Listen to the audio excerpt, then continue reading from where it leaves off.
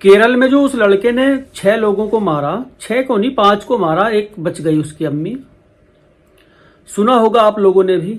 आज उसकी पूरी कहानी निकल के सामने आई। उस लड़के ने भी जहर खा लिया था। आज वो लड़का कुछ ठीक हुआ तो पुलिस ने आज उससे पूछताछ की। जो कुछ उस पूछताछ में बताया उसने कि किस वजह से उन सबको उसने मारा, अपने छोटे भाई को, अपनी अम्मी को, अपने चाचा को, अपनी चाची को, अपनी 88 साल की दादी को, 13 साल के छोटे भाई को और अपनी गर्लफ्रेंड को। क्या वजह थी इन सबको इसको ख़त्म करने की, वो भी बड़ी ही बेरहमी से। जो चाचा का जो शव है, जो पुलिस वाले वहाँ पे गए इससे पूछताछ करने के बाद, जब ये थाने में पहुंचा था सबको मारने के बाद, इसने बताया था अपने घर का एड्रेस था कि मेरा घर वहाँ पे है और मैं 6 लोगों को मार के आया। 3 लाश वहाँ पड़ी, 2 लाश वहाँ पड़ी और 1 लाश वहाँ। इसने 3 घर बताए थे और ये तीनों घर 25 किलोमीटर की दायरे में थे। सबसे पहले पुलिस जब इसके खुद के घर पे गई थी, घर में घुसने के बाद 13 साल का छोटा भाई खून से लथपथ फर्श पे पड़ा और 500 के नोट उसकी बॉडी के ऊपर, बॉडी के चारों तरफ बहुत सारे पैसे पड़े हुए, 500 के नोट। वे क्यों इसने डाले थे वो भी सब कुछ बताया। पुलिस अंदर गई तो उसकी गर्लफ्रेंड उस पे कुर्सी पे बैठी मरी हुई। उसके इसने इतनी जोर से हथौड़ा मारा था, पीछे उसके इतनी जोर से वार हुआ हथौड़े का, आगे से उसका चेहरा वो बदसूरत हो गया, ये चेहरा पूरा टेढ़ा मेढ़ा हो गया उसका, इतनी जोर से उसने पीछे हथौड़ा मारा था उसके।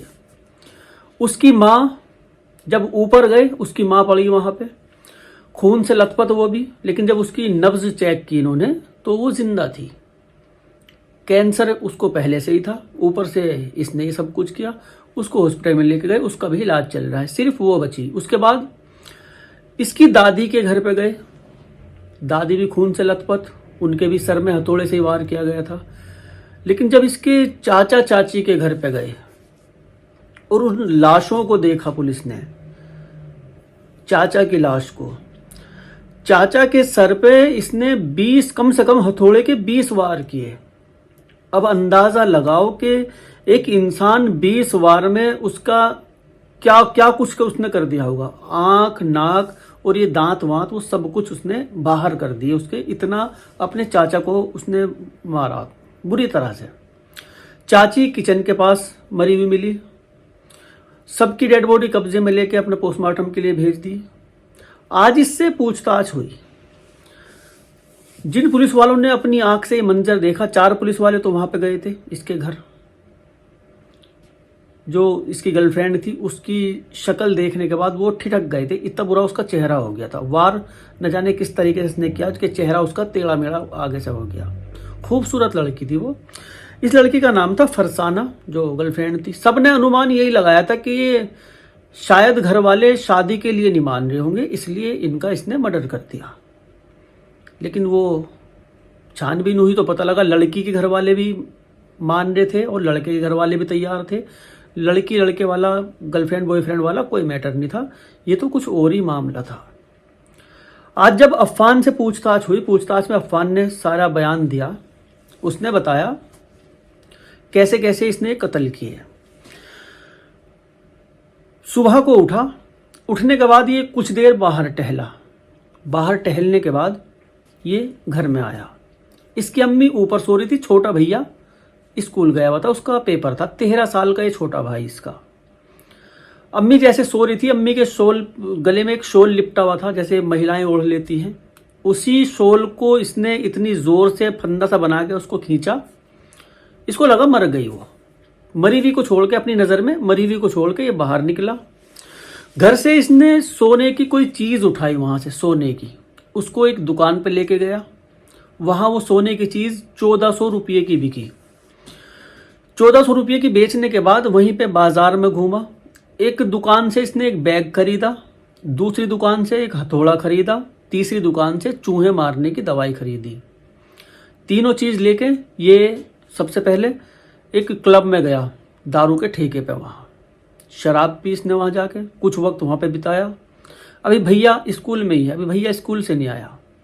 ये फिर अपने घर आया। घर आने के बाद इसने अपनी अम्मी को चेक किया ऊपर जाके। इसने देखा अम्मी जिंदा है, बेहोश थी लेकिन जिंदा थी, सांस चल रही थी। सांस हाथ लगा के देखा इसने, सांस चल रही। ऐसे ही सीधी लेटी हुई थी वो। उसी बैग में से वो हथौड़ा इसने निकाला और अम्मी के सर पे, माथे पे मारा। वो यहाँ पे लगा हुआ। जब इसको तसल्ली हो गई कि ये मर गई, हालांकि जब तक भी वो मरी नहीं थी, अभी भी जिंदा है, अल्लाह उसकी जिंदगी लगाए बेचारी की, पहले से कैंसर है। इसने सोचा मर गई। अभी भैया इसका स्कूल में ही है, अभी और कोई घर पे नहीं। घर का दरवाज़ा बंद किया इसने, बाइक स्टार्ट की। बाइक स्टार्ट करने के बाद ये अपनी दादी के घर गया। दादी से थोड़ी देर इसने बातें की, कुछ देर वहाँ पे बैठा। बातें करते करते उठा। बात में ये दादी के पीछे गया, बात करते करते बातों में लगा रखा था दादी को। 88 साल की दादी अकेली घर पे थी। वही हथौड़ा बैग में इसने रख रखा था, निकाला और दादी के यहाँ पीछे मारा, पीछे की तरफ। 88 साल की बूढ़ी औरत हथौड़े का वार कहाँ बर्दाश्त कर सकती। एक ही हथौड़े में वो मर गई। उसको मारने के बाद ये कुछ देर वहाँ रहा, फिर वहाँ का भी दरवाज़ा बंद किया, बाहर निकला, बाइक स्टार्ट की। फिर शराब पी इसने वहाँ जाके, शराब की दुकान पे वहाँ जाके शराब पी। शराब पीने के बाद अब ये फिर अपने घर आया। कुछ देर देखा कि भैया के आने का भी टाइम है, वो नहीं आया अभी। ये अपने चाचा चाची के घर गया। वहाँ चाचा चाची से दुआ सलाम करी। डाइनिंग टेबल पे चाचा बैठे हुए थे कुर्सी पे। जब पुलिस वाले वहाँ पे गए थे तो 2 कप रखे हुए थे और चाय का पानी वगैरह वो गैस पे था, यानी कि अंदाज़ा लगाया गया कि इसके आने के बाद चाची जो है वो चाय बनाने के लिए गई होगी, इसलिए वो 2 कप रखे हुए। बात करते करते इसने ऐसे ही घूम के गया पीछे, बातों में ही चाचा के सर में हथौड़ा। इतने वार किए, चाचा की नाक, आंख और दांत वांत ये सब टूट के बाहर, बुरी हालत, जैसे किसी ट्रक के नीचे कोई चीज़ आ जाती है, इस तरह से चाचा के सर पे इसने वार किए। चाची को आवाज़ गई होगी इन चीज़ों की, चाची उधर से आई, चाची को भी इसने सिर में हथौड़ा मारा। 2 बार चाची के सर में करे, उनको भी ख़त्म किया। मारने के बाद इसने फिर गया, फिर दारू पी इसने जाके, दारू पी। अब भैया के भी आने का टाइम हो रहा, 13 साल का वो भाई स्कूल से आने वाला था। इसने अपनी गर्लफ्रेंड को फ़ोन किया। गर्लफ्रेंड से कहा इसने, पड़ोस में वो रहती थी, कि मुझे तो उससे मिलना है, घर पे आ जा हमारे। गर्लफ्रेंड ने कहा ठीक है मैं आ रही हूँ। ये घर पे पहुंचा, इसकी गर्लफ्रेंड आ गई, उससे बातें करने लगा। थोड़ी देर बात की थी, तभी वो छोटा भैया स्कूल से आ गया। ये बाहर को आया। आने के बाद नहीं, दादी को मारने के बाद दादी एक नेकलेस पहन रही थी, उस नेकलेस को निकाला, सोने का था वो। उसको 74,000 रुपये का इसने उस दुकान पे बेचा, जिसपे वो 1400 रुपये की एक सोने की छोटी सी चीज़ बेची थी। 74,000 का वो नेकलेस बिका। 40,000 रुपये का किसी का कर्जा था, किसी लड़के का, 40,000 तो उसे दिए, 34,000 अपने पास रखे। फिर दारू पी के गर्लफ्रेंड को फ़ोन किया। उसको फ़ोन करने के बाद घर पे बुलाया, खुद भी घर पे मिला। डाइनिंग टेबल पे वही जो कुर्सी रखी थी उस पर बिठाया, उससे बातें कर रहा था। तभी छोटा भैया आया। छोटे भैया को इसने कुछ पैसे दिए, एक मशहूर रेस्टोरेंट है वहाँ पे, कि वहाँ से खाना लेके आ जा। ऑटो के पैसे दिए। छोटा भैया खाना लेने चला गया और ये अपना गर्लफ्रेंड से बात करने लगा। बात करते करते पीछे की तरफ गया। वही हथौड़ा इतनी ज़ोर से उस गर्लफ्रेंड के मारा सर में इसने, उसका चेहरा भी आगे से बिगड़ गया, चोट पीछे लगी, आगे उसके इतना असर हुआ, वो चेहरा भी उसका टेढ़ा मेढ़ा बदसूरत उसका चेहरा हो गया। और वहीं पे बैठी वो कुर्सी पे बैठी रही। चाचा भी कुर्सी पे बैठे हुए मिले और ये गर्लफ्रेंड भी कुर्सी पे बैठी हुई मिली। फिर छोटा भैया आया। जब इसने छोटे भैया को पैसे दिए थे खाना लाने के लिए, तो छोटे भैया को इसने प्यार किया था। पहले उसे बाहों में लिया, उसको चूमा, किस विस किया उसको गाल पे, माथे पे किस किया, उसको पैसे दिए, वो लेने चला गया। और जब ये खाना लेके आया, अब छोटे भैया को क्या पता इसने घर के अंदर क्या कर रखा क्या नहीं कर रखा, माँ को भी मार रखा, गर्लफ्रेंड को भी मार दिया, उसे कुछ भी नहीं पता। जब ये आया फिर इससे प्यार किया, इससे लिपट के थोड़ी देर के लिए खड़ा रहा, ये इससे खाना लेके अलग रखा। इस छोटे भैया के भी बिल्कुल इसी तरह इसने सर में हथौड़ा मारा। 13 साल का बच्चा। एक वार ही नहीं झेल पाया, वो भी बेचारा ठंडा हो गया, नीचे थोड़ी देर तड़पा, वही मर गया। फिर जितने पैसे इसकी जेब में थे वे सारे पैसे अपने भैया के ऊपर इसने फेंक दिए। 500 के सारे नोट थे, 32-33 हज़ार रुपये थे। कुछ पैसे इसने खर्च कर दिए दारू वारू में, सब पैसे अपने भैया के ऊपर फेंक दिए, छोटे वाले के। फेंकने के बाद इसने गिलास में वो दवाई घोली, चूहे मारने की दवाई, वो पीने के बाद बाहर निकला, ऑटो किया एक, ऑटो वाले से कहा कि थाने में, ऑटो वाला इसको थाने में लेके गया। वहाँ इंस्पेक्टर साहब से सारी दास्तान बताई कि 6 लोगों को मार के आया मैं, और 6 के 6 ऐसे ऐसे इस घर में है, वो इस घर में है, वो इस घर में है, सब कुछ इसने बताया। पुलिस को यकीन भी नहीं हुआ था। फिर पुलिस ने अपने आदमी भेजे तो सारी लाशें मिली तो यकीन हुआ। इसकी भी हालत बिगड़ने लगी, इसने बता दिया कि मैंने जहर खा लिया, इसकी भी हालत बिगड़ने लगी थी। जल्दी से इसको भी हॉस्पिटल पहुंचाया गया। इससे पूछा भी किस लिए, तो 24 फरवरी को इसने सब कुछ किया था, जब तो इसने कुछ बताया नहीं था। आज इसकी हालत कुछ ठीक हुई, इसकी अम्मी की हालत में भी कुछ सुधार है। वैसे तो वो कैंसर की बीमार है, कुछ सुधार है, बस ये ठीक ठाक हुआ। कल को ये पुलिस को अपनी कस्टडी में ले लेगी, ठीक हो गया है। इसने सारा बयान दिया कि किस वजह से इसने मारा इन सबको।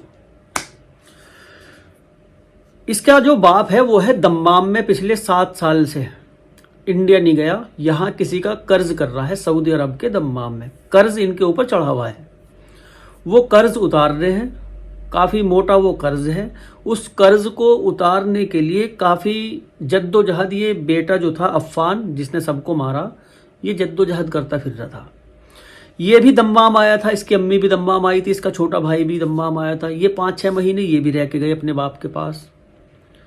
बाप अभी भी यहीं पे ही है। यहाँ पे रहते रहते इनको पता लगा कि जो इसकी अम्मी, उसको कैंसर है। इसका इलाज कराने की वजह से ये फिर इंडिया चले गए वापस। वहाँ अम्मी का इलाज भी चल रहा था। चाचा चाची के पास अच्छे खासे पैसे, दादी के पास अच्छे खासे पैसे, लेकिन इनकी मदद नहीं करते थे। 1.5 लाख रुपये चाचा चाची ने इसकी अम्मी के इलाज के लिए दिए थे, वो इलाज में ख़त्म हो गए।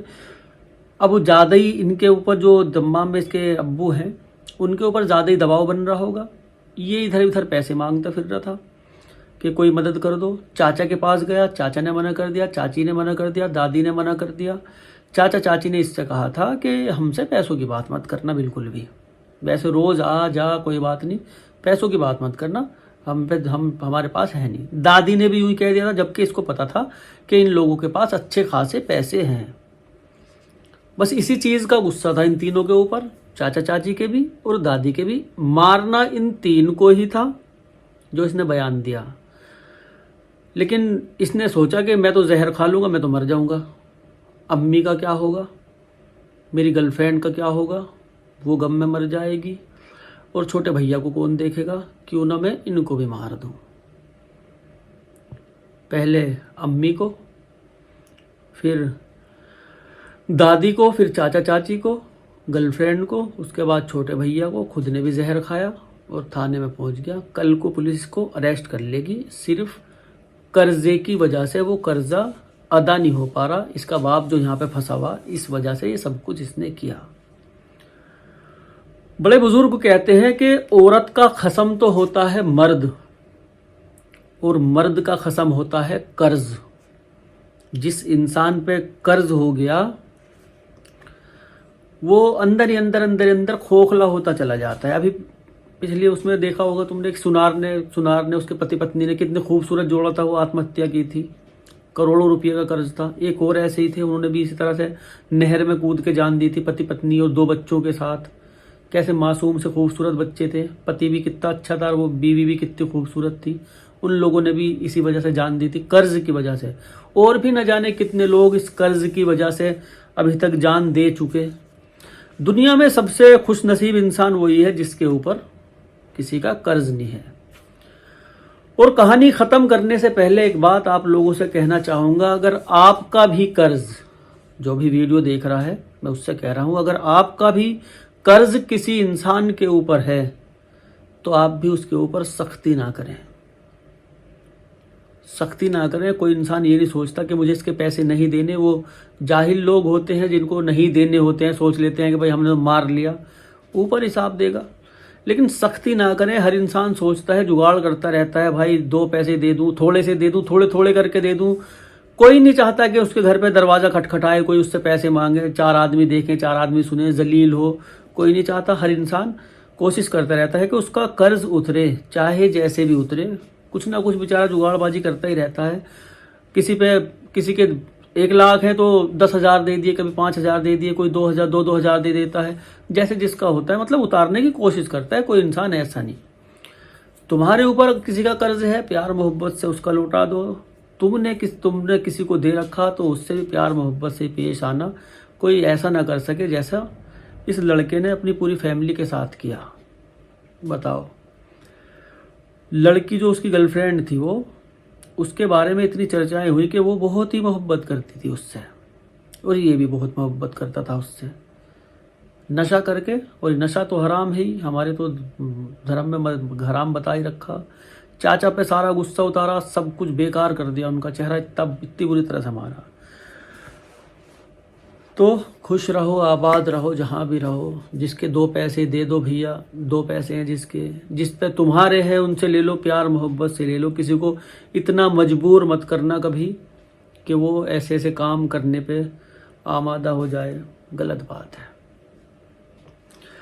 मिलते हैं अगली कहानी में।